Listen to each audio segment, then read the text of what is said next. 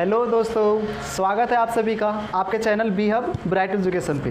तो देखिए, हम लोग द्विघात समीकरण पढ़ रहे थे, जिसमें से हम लोग सीख चुके हैं गुणनखंड निकालने के लिए सीख चुके हैं। ठीक है, मूल कैसे निकाला जाता है ये हम लोग सीखे, के का मान कैसे फाइंड किया जाता है, और जो बटे वाले जो प्रश्न होते हैं, रूट वाले जो प्रश्न होते हैं, उन सारे प्रश्नों का गुणनखंड कैसे निकाला जाता है, ये सब हम लोगों ने सीख चुका है। अगर आप हमारे चैनल पे नए हैं तो आप हमारे चैनल को लाइक करें, और हाँ, आप हमारे प्लेलिस्ट में जा कर के देख सकते हैं, जो इसको सारा क्वेश्चन यहाँ पे बताया गया है।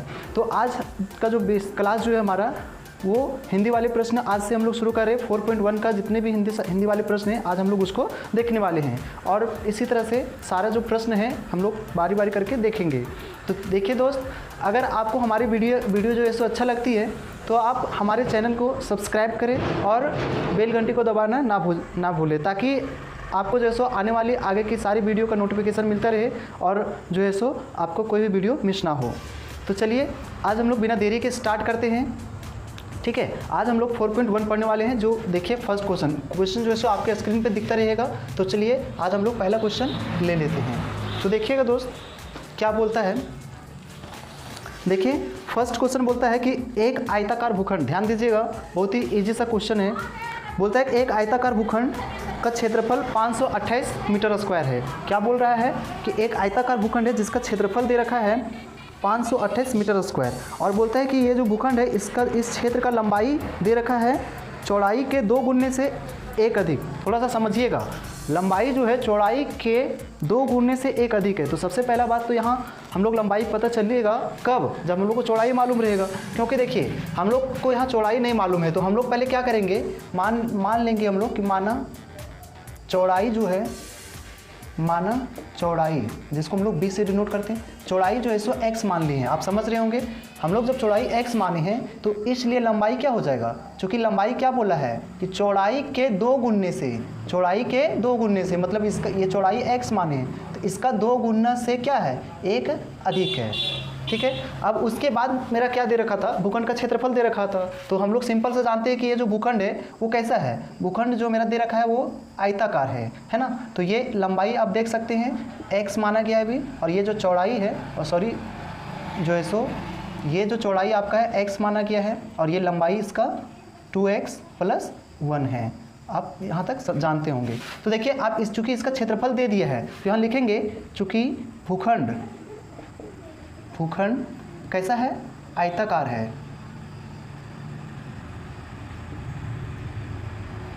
का क्षेत्रफल, भूखंड का क्षेत्रफल हम लोग जानते हैं क्या होगा, भूखंड का क्षेत्रफल जो है सो आयत का क्षेत्रफल L × B होता है। तो बस इसी को बैठा देंगे हम लोग। चलिए, अब इसमें हम लोग पुट कर देते हैं। तो देखिए, भूखंड का जो क्षेत्रफल मेरा पहले से ही दे रखा है 528 है ना। तो चलिए, इसको पहले हम लोग लेते हैं, L कितना माने हैं x, और फिर ये B कितना है, तो 2x + 1 लिख दिए, और यही इन्हीं का जो क्षेत्रफल है, भूखंड का क्षेत्रफल दे रखा है 528। बात समझ में आ रहा है। तो चलिए, अब इसी को सॉल्व करते हैं। तो देखिएगा कैसे सॉल्व होगा। इसको इससे मल्टीप्लाई करेंगे तो 2x का स्क्वायर हो जाएगा, प्लस इसको इससे करेंगे तो x हो जाएगा बराबर 5 × 8 हो जाएगा। ठीक है ना। अब हम लोग क्या करेंगे, जो है सो ये जो उधर दे रखा है इसको इधर ले आते हैं तो माइनस में आ जाएगा, इक्वल टू इधर क्या बच गया, 0 है ना। देखिए, ये इसमें जो है ना, ये फिगर आप बना भी सकते हैं, नहीं भी बना सकते हैं। अगर नहीं भी बनाते तो कोई दिक्कत नहीं है। ठीक है, बस समझने के लिए आपको बना दिए थे। देखिए, अभी जो है आपका बुक में आंसर यहीं तक दिया होगा, क्योंकि हम लोग को सिर्फ समीकरण इसमें निकालने के लिए बोला गया है। लेकिन आप इतना ही नहीं छोड़ेंगे, आप इसको आगे भी सॉल्व करेंगे। नेक्स्ट क्वेश्चन दिख रहा होगा आपको स्क्रीन के ऊपर। तो देखिए क्या कहता है सेकेंड वाला क्वेश्चन। तो बोलता है कि 2 क्रमागत धनात्मक पूर्णांकों का गुणनफल 306 है। ध्यान दीजिएगा, 2 क्रमागत धनात्मक पूर्णांक है जिसका गुणनफल 306 है। तो हमें पूर्णांक को ज्ञात करना है। सबसे पहला बात, यहाँ 2 धनात्मक पूर्णांक दिया हुआ है, लेकिन कितना कितना है ये हम लोग को नहीं पता। तो हम लोग पहले क्या करेंगे, सॉल्व में मान लेंगे। ठीक है ना, क्या करेंगे हम लोग, जो है सो पहले मान लेते हैं। माना पहला धनात्मक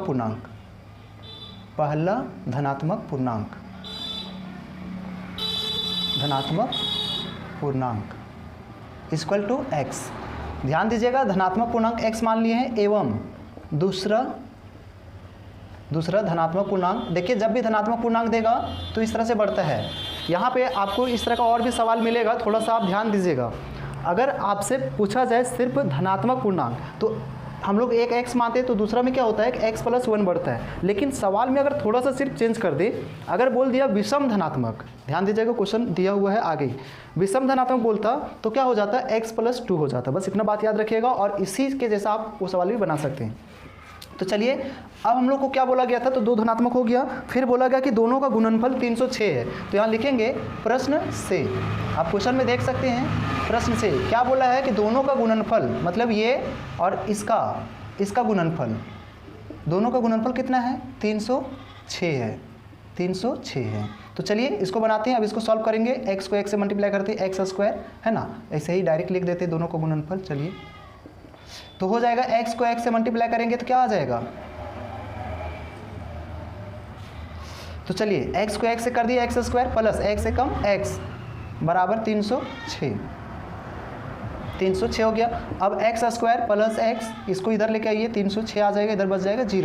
अब हम लोग 306 का फैक्टर करते हैं, 306 का फैक्टर करते हैं, 2 नंबर लाना है, गुणनखंड का तरीका से बना देंगे। 2 से करते हैं 15, 2 तिहाई 6, ये क्या होगा, 3 से जा रहा है, 3 × 5 = 15, 3 × 3, फिर 3 से जा रहा है क्या, 3 × 3 2 बचा, 3 × 7 = 21, हाँ ठीक है, 3 × 3 = 9, 9 × 2 = 18, मतलब 18 में 17 जाता है तो घट करके 1 आ जाता है, गुना करेंगे तो वापस से ये आ जाएगा। तो मतलब इसका गुणनखंड क्या निकल गया, यहाँ प्लस है 18x, ध्यान दीजिएगा, 3 × 3 = 9, 9 × 2 = 18, तो 18 × 17 निकल गया, घटाएंगे तो 1 आ जाता है बीच वाला, माइनस देंगे यहाँ 17x - 306 = 0। तो दो को ब्रैकेट कर लेते हैं, 18x और फिर -17x माइनस प्लस 306 0, यहाँ से आपका रफ है। अब यहाँ से कॉमन निकालते हैं, x + 18 हो गया, -17 बाहर निकालते हैं, चूँकि हमको देखिए इसी के जैसा आना है ना, तो 17 से इसको भाग दीजिएगा तो 18 बार में कट जाएगा। देखिए दोनों सेम है, सही जा रहा है आंसर, x - 17 बाहर वाला और दोनों सेम है इसलिए 1 लिखते हैं हम लोग बराबर 0। तो x - 17 बराबर कर लेते हैं 0 और फिर x + 18 बराबर 0, अलग अलग कर लिए, x बराबर हो गया 17, ठीक है, और यहाँ से x बराबर हो गया -18। हम बोले थे कि जो माइनस में आता है वो अमान्य हो जाता है। चलिए तो ये आंसर हो गया। अब लिख देंगे लास्ट में, अतः पहला धनात्मक पूर्णांक, पहला धनात्मक पूर्णांक क्या माने थे, देख सकते हैं x माने थे, x बराबर क्या आ गया 17 एवं दूसरा धनात्मक पूर्णांक x प्लस क्या माने थे 1, और विषम रहता तो x + 2 हो जाता है, हम पहले बता चुके हैं। तो 17 प्लस क्या हो जाएगा 1, मतलब 18 आंसर।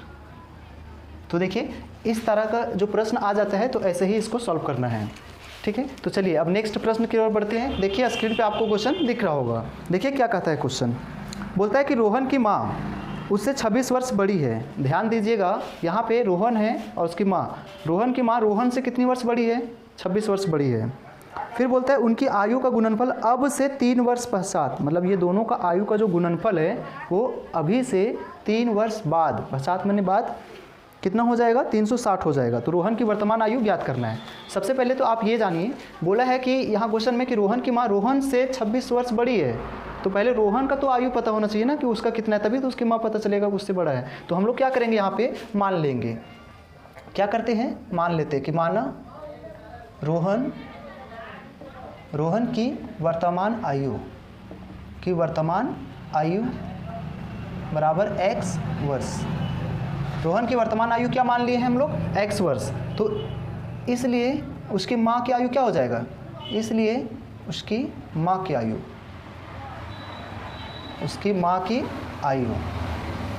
देखिएगा, माँ की आयु क्या हो जाएगा 26 वर्ष बड़ी बोली थी ना, इससे 26 वर्ष बड़ी है तो x + 26 कर दिए, है कि नहीं। अब क्या बोला है कि 3 वर्ष पश्चात, मतलब कि 3 वर्ष बाद। तो चलिए अब चलते हैं, लिखेंगे चूँकि 3 वर्ष बाद उनकी आयु, देखिएगा अगर कहने का मतलब है 3 वर्ष बाद बोला है तो 3 वर्ष अगर बढ़ेगा तो दोनों का बढ़ेगा ना, इसका भी 3 वर्ष बढ़ेगा और इसका भी बढ़ेगा। ऐसा थोड़ी होता है कि जो सो एक का उम्र रुका हुआ रहेगा और एक का बढ़ता हुआ रहेगा, नहीं, बढ़ेगा तो दोनों का बढ़ेगा, है कि नहीं। तो चलिए 3 वर्ष बाद का बात कर रहा है उनकी आयु का, तो 3 वर्ष इसको बढ़ा लेते हैं, x प्लस क्या हो जाएगा 3, है कि नहीं, और बोला था कि 3 वर्ष बाद जो दोनों का आयु का जो गुणनफल है ना, तो यहाँ गुणा कर देते हैं, इसका भी 3 साल बढ़ा करके, है ना। x + 26 + 3 इक्वल टू कितना बोल रखा है, 360 बोल रखा है, 360। मतलब देखिएगा क्वेश्चन बहुत ही आसान है। यहाँ क्वेश्चन बोल रखा था ये एक रोहन है और उसकी माँ है, तो रोहन का आयु को हम लोग x मान लिए हैं, क्योंकि बोला है कि रोहन उसकी माँ से, मतलब रोहन जो है, रोहन की जो माँ है रोहन से 26 वर्ष बड़ा है, तो चलो रोहन से 26 वर्ष बड़ा कर दिए। अब क्या बोला कि 3 वर्ष पश्चात, मतलब 3 वर्ष बाद उनकी आयु का जो गुणनफल है, मतलब 3 वर्ष बाद इसका और 3 वर्ष बाद इसका, तो 3 वर्ष बाद इसका कर दिए और 3 वर्ष बाद इसका भी कर दिए, बढ़ा दिए 3 वर्ष। दोनों का आयु का गुणनफल कितना है, 360, यही तो बोल रखा है, इतना आसान तो है। तो चलिए अब इसको सॉल्व कर दीजिए, x + 3 हो जाएगा ये। अब यहाँ देखिएगा ये जुट जाएगा, x + 26 और 3 29 बराबर 360।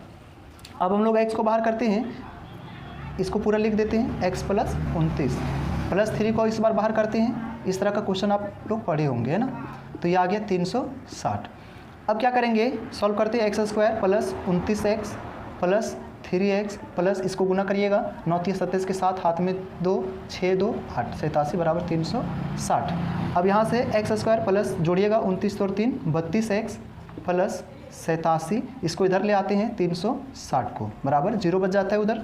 x² प्लस 32x, देखिए बड़ा दोनों में क्या है, प्लस माइनस, माइनस होता है, बड़ा का चिन्ह माइनस है तो माइनस रहेगा, घटा दीजिए, 10 में से 7 जाएगा, 3 बचेगा, यहाँ बचा कितना 5, तो इससे पैसे लेंगे 15, 15 में 8 जाएगा 7, यहाँ बच गया 2, 273 बचेगा, देख लीजिएगा घटा करके। अब उसके बाद क्या करते हैं, उसके बाद जो है सो हम लोग क्या करते हैं, ये इसका गुणनखंड निकालते हैं, 273 का गुणनखंड निकाल देते हैं हम लोग। तो क्या लिख लेगा, चलिए निकालते हैं, 3 से जाएगा, 3 9 27, 3 एकम 3, है ना। फिर 7 से जा रहा है, 7 एकम 7, 2 बचा, 7 तिहाई 21, 7 तिहाई कितना होता है, देखिए कहने का मतलब ये है, 3 से दिए, 3 9 27, 3 एकम 3, 7 से 7 एकम 7, और जो है सो 2 बचा, तो 7 तिहाई 21, तो 21 और 13 ये नहीं हो रहा है ना। तो चलिए आगे हम लोग बढ़ते हैं। तो देखिए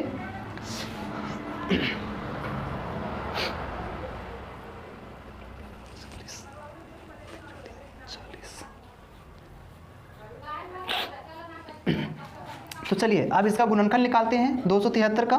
तो देखिए कितना से जा रहा है, 3 से, 3 9 27, 3 एकम 3, है ना। अब क्या करना है, फिर 3 से जा रहा है क्या, नहीं, कितना से जाएगा, 7 से जाएगा ना, तो 7 से दे लेते हैं, 7 एकम 7, 2 7 तिहाई 21। अब ये जो मेरा आ गया, इसी नंबर से हमको क्या करना है, गुणनखंड निकालना है, ताकि मेरा बीच वाला या तो जोड़ने से घटाने से आ जाना चाहिए उतना। तो देखिए 13 तिया कितना होता है, 39, और ये बच गया 7। अगर 39 में 7 घटाते हैं तो 32 आ जाता है, इसका मतलब है कि बीच वाला आ रहा है। और अगर 39 को 7 से मल्टीप्लाई करते हैं तो फिर से वापस से ये आ जाएगा, 39 को 7 से अगर मल्टीप्लाई करते हैं तो ये आ जाएगा, और अगर घटाते हैं तो बीच वाला आ जाएगा। तो यही तो रूल है गुणनखंड का, है ना। तो चलिए अब यहाँ लिखना पड़ेगा, इसके बदले हम लोग को, चूँकि बड़ा वाला 39 है तो पहले ये लिखना होगा, उसके बाद -7x - 273 बराबर में 0। तो क्या करेंगे, अब जो है सो 2 ठो को ब्रैकेट में कर देंगे, 7x माइनस माइनस प्लस हो जाएगा 273 बराबर में 0। अभी x बाहर करते हैं यहाँ से, तो x बचेगा 1 और यहाँ पर बचेगा 39। यहाँ से 7 को बाहर करते हैं, तो 7 को बाहर करेंगे तो बच गया x प्लस 7 से इसको भाग दे दीजिए, 7 तिहाई 21, है ना, 6 7 9 63। और वैसे भी ये दोनों बराबर आता है, हम लोग को पता ही है, x - 7 और फिर दोनों में से एक जो बराबर है इसको लिख दिए बराबर 0। तो x - 7 बराबर 0 और x प्लस 39 बराबर 0। तो x बराबर जो है यहाँ हो जाएगा 7 और फिर x बराबर -39। तो ये क्या हो गया, अमान्य हो गया, क्योंकि माइनस में तो उम्र वगैरह नहीं होता है, तो ये आ गया। तो लास्ट में हमसे पूछा क्या था, हमसे पूछा था कि जो है सो रोहन का वर्तमान आयु ज्ञात कीजिए। तो लास्ट में लिख दीजिए, निकल तो गया है, लिख दीजिए अतः रोहन की वर्तमान आयु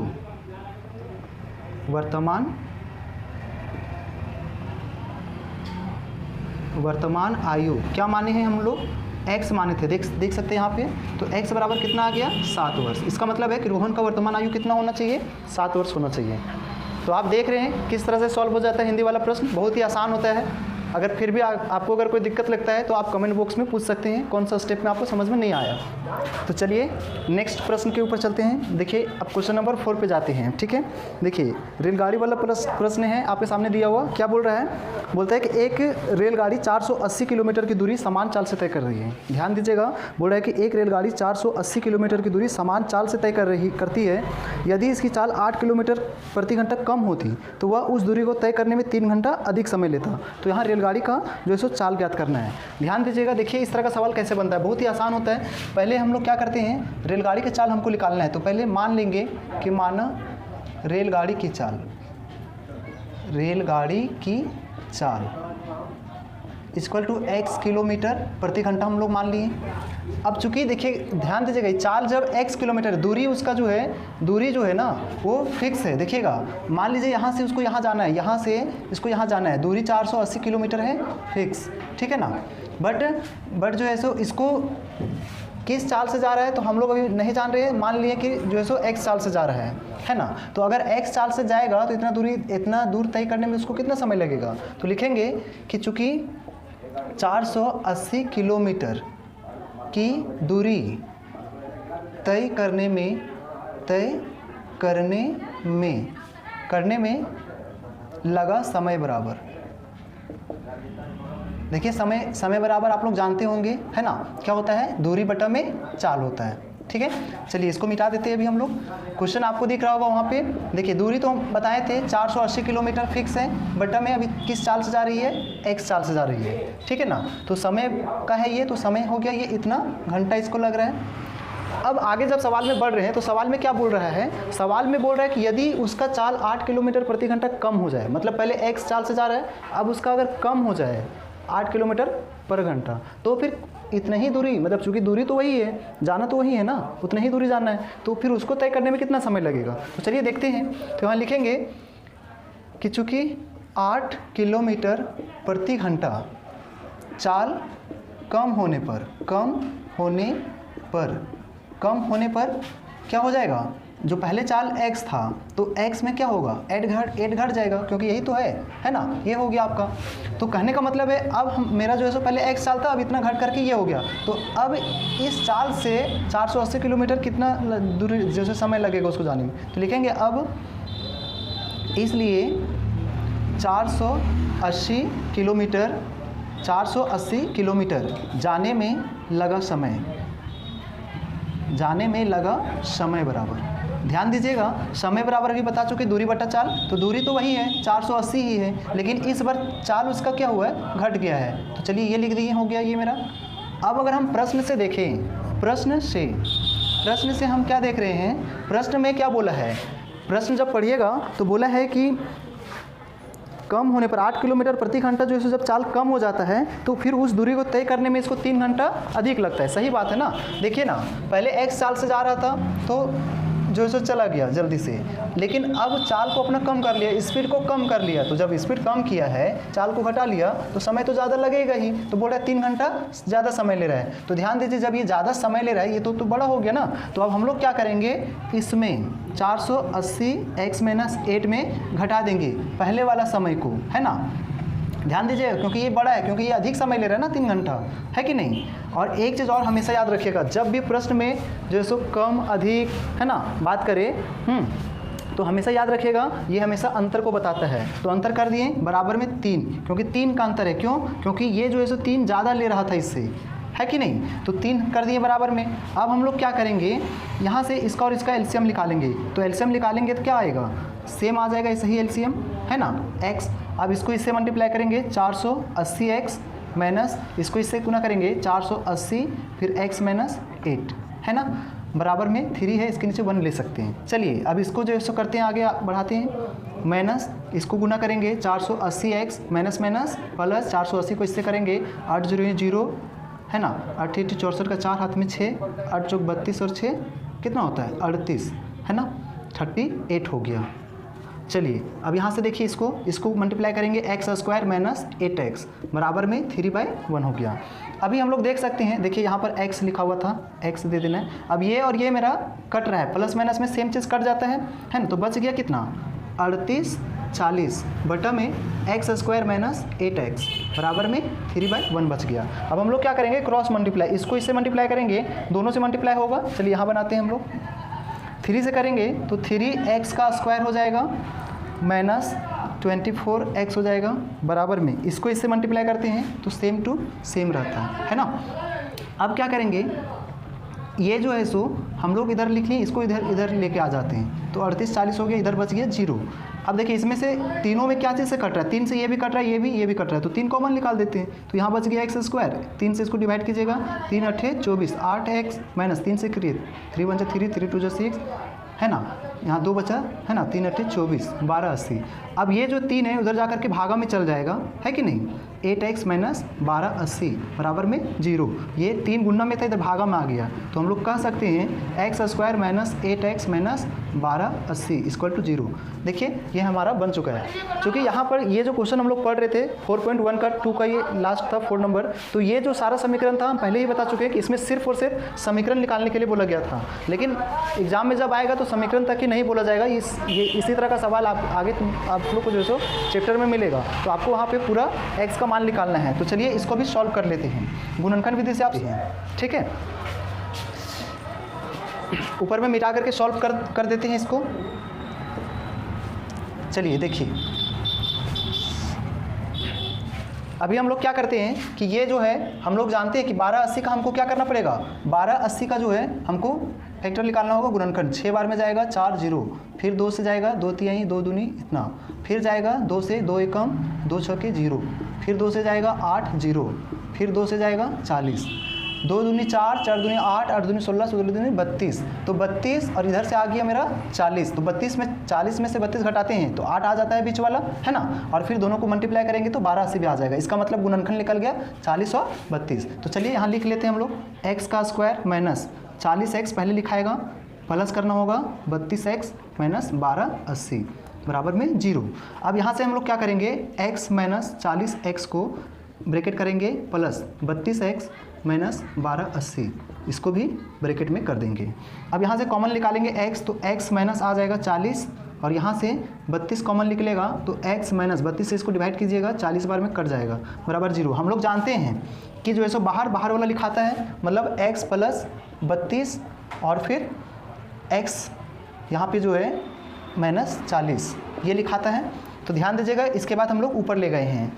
अब हम लोग क्या किए, यहाँ पे जो है सो इतना बराबर 0 है, तो हम लोग क्या किए, अलग अलग 0 कर दिए, x प्लस 32 बराबर 0 और x माइनस 40 बराबर 0 कर दिए, तो हो गया x बराबर माइनस 32। हम बताए थे माइनस वाला जो आता है वो अमान्य होता है ना, चाल माइनस में नहीं होता। और इसमें क्या आ जाएगा, x बराबर आ जाएगा 40, ठीक है ना। तो लास्ट में लिख देंगे, अतः रेलगाड़ी की चाल, रेलगाड़ी की चाल क्या माने थे हम लोग, x माने थे, तो x बराबर 40 किलोमीटर प्रति घंटा, ठीक है। तो ये मेरा हो गया आंसर।